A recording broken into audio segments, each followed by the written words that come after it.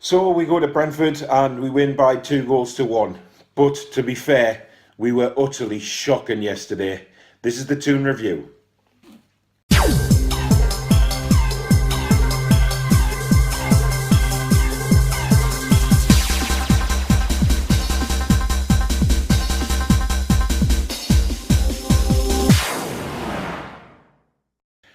So hi everyone and welcome to the Toon review again, reviewing yesterday's match at Brentford in which Newcastle came away with a 2-1 victory. To be fair, if we're openly honest, we were rubbish yesterday, and that's what I'll come on to later on in the video. We were terrible. However, a sign of a good side is always when you come away with a victory after playing poorly. And to be fair, that's what happened yesterday. The game started not too bad. I mean, you know, we were pressing a little bit. We were looking okay. We were passing the ball quite well. And then obviously Dwight Gale's goal was brilliant. Moved down the left-hand side.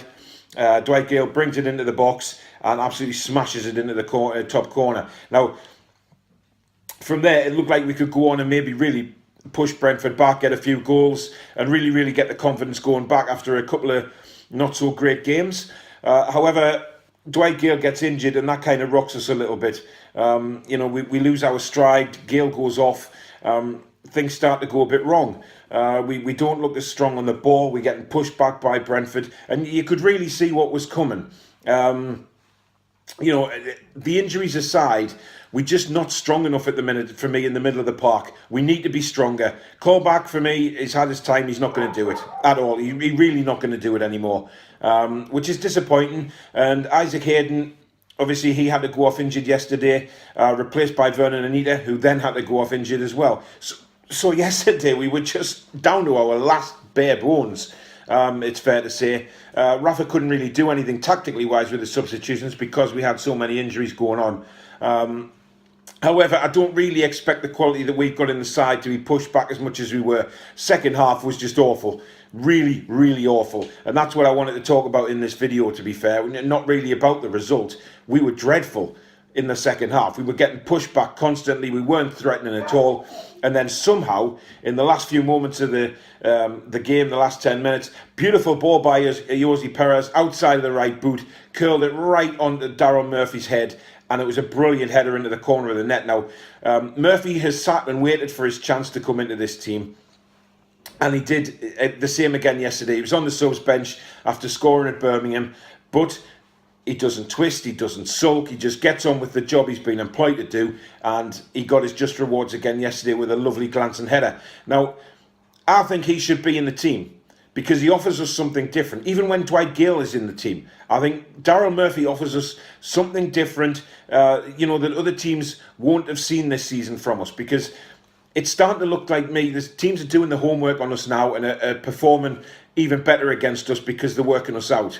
You know, we go with this 4-2-3-1 formation, and teams are obviously doing the homework and playing a sort of counter tactic against Rafa. You know, they know what's coming, they know what to expect, and they're playing it to their style of play, I guess. But what really annoyed me yesterday was just the real lack of belief we had. We didn't really create anything. Yes, we scored 2 goals, fine, but the belief's not there, and that's what worries me. We need to bring in a couple of players who are just going to see us over the line this season. Now, I'm not sitting here saying, you know, we're not going to get promoted or anything like that, or there's a major crisis. We're not playing well at the minute. And I think any, you know, true Newcastle fan could look at this performance yesterday and say, well, you know, that's how we've really been performing the last few weeks. It hasn't been great. But on the flip side of that, the sign of a good side is always, if you're playing badly, to get a win. And that's exactly what we had to do yesterday, and it's what we did. We got the win. We come away with 3 points. Brighton suffer is it a shock defeat at Preston? Brighton haven't won there in, I think, 16 attempts. So it wasn't really a shock to me to see Preston pull that out the bag and win 2-0, which means we go top of the table again. And I think now we've got this week, I think, rumours are going around saying, you know, Ashley's going back to this old transfer ways of his. Now, whether you believe the newspaper reports or not, I don't think Rafa Benitez would stay at this club for 2 seconds if Mike Ashley decided to go back to his old transfer policy. It just doesn't work like that. What I think's in place at the minute is, yes, we still believing in youth and bringing them on, and if that's a sell-on value, then fair enough. But obviously, Rafa is also bringing in his own players. You know, Darren Murphy's 33 or 34-year-old, so he's not to sort of sell on for a bigger fee. So I think the newspapers just jump on this, and of course, because it's Newcastle United, they want to make us look like scapegoats again, and there's no news going around. So let's make Newcastle headline news again with the transfer policy, and Rafa's not going to be happy. But let's face it, let's believe in this. If Rafa was, slightly unhappy with what's going on, or actually had changed his mind and gone back to the old policy, Rafa would be out, because that's why Rafa stayed, because he wanted full control. So that's my thoughts on that. But I think moving into next week's game, we're at home to Rotherham on Saturday. Obviously, we've got the cup game midweek. The squad is depleted a little bit, and that's a bit worrying. So I would go with Daryl Murphy. If Dwight Gale's fit, fair enough. If he's not, we've got Daryl Murphy there, and that gives me a bit of confidence. He's proven in the Championship. He knows what to do in the Championship. He can hold the ball up, he can lay it off, he can score goals, which is exactly what we want. Now, the creativity for me is going to be the problem, because we created jack shit in that second half at Brentford. And the little club like Brentford coming at us like that and pushing us back as if we're sort of mediocre Sunday League team. That's what I thought halfway through the second half. And let's be quite honest here. Brentford had chances to win that game. You know, they had a goal disallowed, which for me was over the line. They forced Carl Darlow into many saves. And they could have actually come away with a victory there. And that's just me being honest. It's not me hammering down on the players or hammering down on Rafa or the club or anything like that. You know, I'm going to sort of see this match how it was, and I'm going to be honest. Every review I do is an honest review of the match I saw. And we were all over the place. Shambolic second half, but we won the game. And, you know, that is the main point. We came away with 3 points and we're back at the top of the league. But if we keep playing like this, we will get found out. There's no doubt about it. Now, I've got 100% trust in Rafa that he'll bring the right players in during this window. You know, yes, we're coming to mid-January now. We still haven't brought anybody in. But, behind the scenes, he'll be working at this, and he'll be working to bring somebody in or a couple of players in. And I think he knows we need creativity. Matt Ritchie's gone off the boil completely at the minute, which is a worry. But I think he'll get that back. He's too experienced not to. But he still gives 110%. Left-hand side, yeah, we need creativity there for me. But through the middle of the park, yes, we've got Shelby coming back. That's going to be a massive, massive bonus for us, because we have missed him, you know, unbelievably so. But I think he needs somebody else in there as well.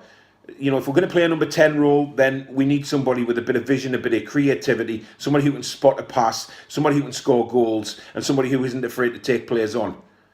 Because I'm sick and tired of Colback getting the ball and going backwards all the time. You know, I said it in my last review, he should be a rugby player because he goes backwards so much. You know, you have to pass the ball backwards in rugby, and that would suit him down to the ground. He just gets the ball. He doesn't think, right, let's charge forward.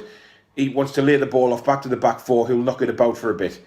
And it's getting a bit monotonous, and teams are working us out. And that's what my worry is at the minute. We've got to try and just pull back, try something else. And I just want to see Rafa go at teams for once. You know, just Rotherham next week, struggling at the bottom. Let's go at them. Let's go and score 3 or 4 goals. Get the crowd going. Get the confidence going.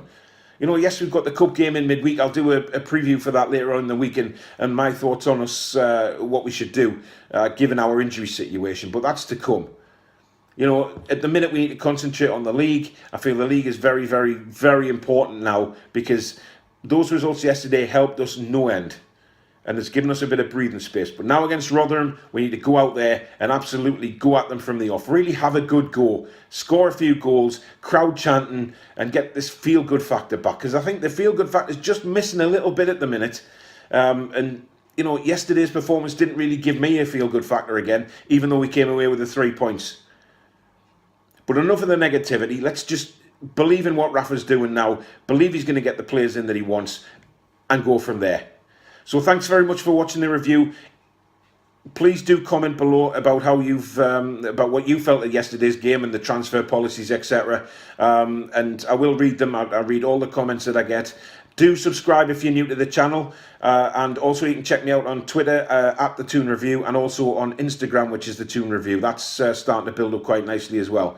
So thank you very much for watching the video. If you've enjoyed it, hit the like button, and I'll catch you on the next one. Thanks for watching the Toon Review.